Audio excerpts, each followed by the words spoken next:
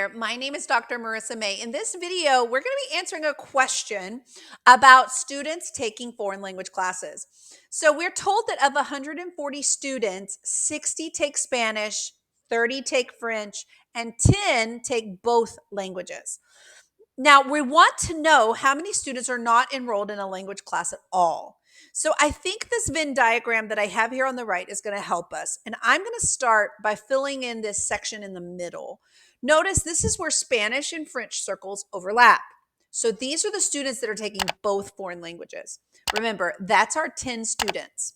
So I'm going to put 10 in the middle here and mark them off because I know I've already used that value. Now I'm told, let's work on the Spanish. So I'm told that 60 students take Spanish. Now, remember, 10 of those 60 students are taking Spanish and French. So in order to get my students who only take Spanish, I'm going to do 60 minus 10 to get 50. So I've got 50 students that only take Spanish. Okay. Next, let's deal with the 30 that take French.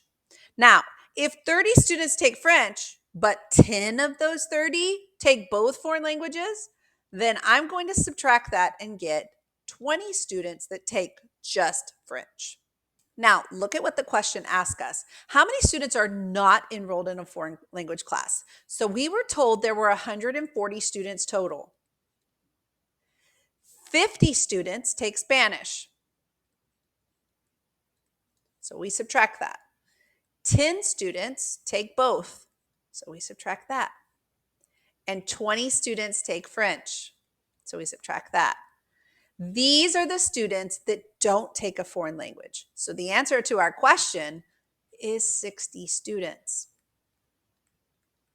But I think that the Venn diagram helps us to see that a little bit more clearly so we can know what to subtract.